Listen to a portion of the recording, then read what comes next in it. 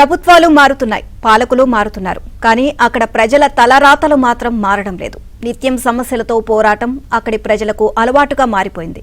రోడ్లపైకి రావాలంటేనే జనం భయపడే పరిస్థితి నెలకొంది. నిర్లక్ష్యానికి ప్రతిరూపంగా అక్కడి పరిస్థితులు దర్శనమిస్తూ ఉంటాయి. ఫలితంగా అపరిశుభ్ర వాతావరణం, నిత్యం రోగాలతో పోరాటం అక్కడి వాసులకు పరిపాటిగా మారిపోయింది.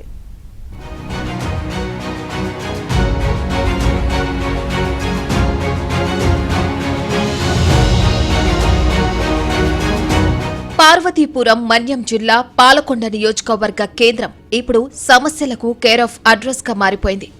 పేరుకే డివిజన్ హెడ్ క్వార్టర్స్ అయినప్పటికీ మచ్చుకైనా ఆ ఛాయలు కనిపించవు. పైగా అక్కడే సబ్ కలెక్టర్ కార్యాలయంతో పాటు ముఖ్యమైన ప్రభుత్వ అధికారులు ఉన్నప్పటికీ ఇక్కడి ప్రజలను మాత్రం కష్టాలు వీడడం లేదు. నగర పంచాయతీ స్థాయికి అప్గ్రేడ్ అయినప్పటికీ సమస్యలకు మాత్రం పరిష్కారం దొరకడం లేదు. ఎక్కడ చూసినా అపరిశుభ్రమైన వాతావరణంతో పాటు అస్తవ్యస్తమైన డ్రైనేజ్ వ్యవస్థ ప్రజల పాలిట శాపంగా మారుతోంది. మన్యం జిల్లా ప్రధాన పట్టణాల్లో ఒకటిగా ఉన్న పాలకొండపై పాలకుల నిర్లక్ష్యం స్పష్టంగా కనిపిస్తోంది.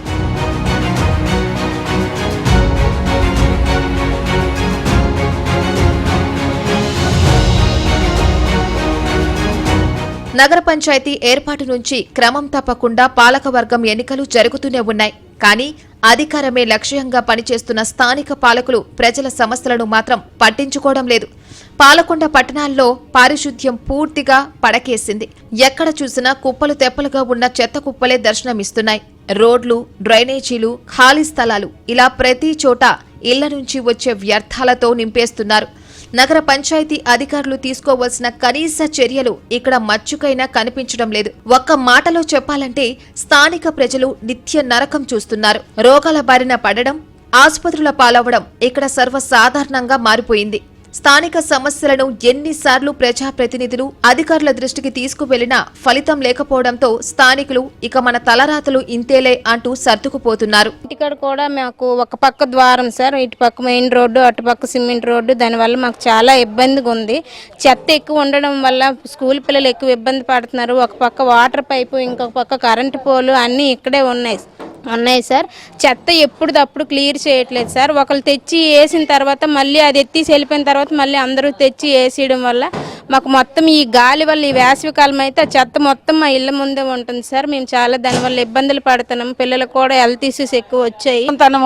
దయచేసి ఇదేదో బాగా చేయండి.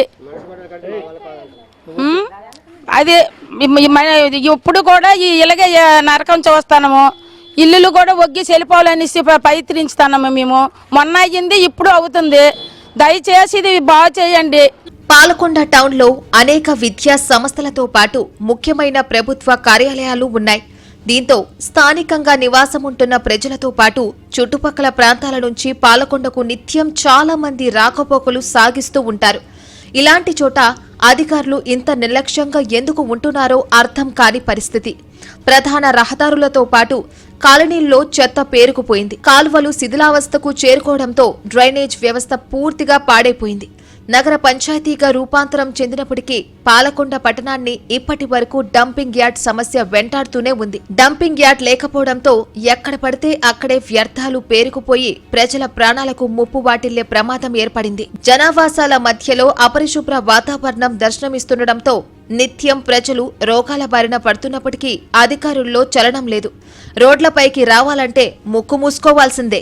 డంపింగ్ యార్డ్ చేసేసారండి. కాంప్లెక్స్ కి అండ్ హాస్పిటల్ కి దగ్గరలో ఉండడం వల్ల ప్రతి ఒక్కరు చెత్త అంతా తీసుకొచ్చి ఇక్కడ వేయడం వల్ల మేము వాకింగ్ కి ప్రతిరోజు ఇట్నుంచే వెళ్ళి కాంప్లెక్స్ కి వెళ్ళి రావడం వల్ల చాలా ఇబ్బంది పడుతున్నాం. కనుక ఇది కొంచెం బాగు చేయాలని కోరుకుంటున్నాం. అమ్మ కళామందిరికి వెళ్ళిన రోడ్ కూడా సీసీ రోడ్ వేయాలని మేము కోరుకుంటున్నాం. హాస్పిటల్కి వెళ్ళే వాళ్ళు కూడా ఇబ్బంది పడుతున్నారు. కాంప్లెక్స్ నుంచి ప్రతిరోజు ఊరి మధ్యలో నుంచి ఇటువైపు నుంచి వెళ్ళడం వల్ల మాకు చాలా ఇబ్బందిగా ఉంది. పారిశుద్ధ్యంతో పాటు ఎన్నో ఏళ్లుగా మంచినీటి సమస్య వెంటాడుతోంది. మంచినీటి పైప్ లైన్లు కాలువల గుండా వెళ్తుండటంతో ప్రజలు రోగాల బారిన పడుతున్నారు. మరోవైపు గ్రంథాలయం, ప్రభుత్వ ఆసుపత్రి, ఆర్టీసీ బస్టాండ్ ఇలా ఎక్కడ చూసినా మినీ డంపింగ్ యార్డ్లే దర్శనమిస్తాయి. డంపింగ్ యార్డ్ కోసం నగర పంచాయతీ అధికారులు స్థలం ఎంపిక చేసినప్పటికీ అది కార్యరూపం దాల్చలేదు. స్థానికుల నుంచి డంపింగ్ యార్డ్ ఏర్పాటుపై వ్యతిరేకత రావడంతో అధికారులు చేతులెత్తేశారు.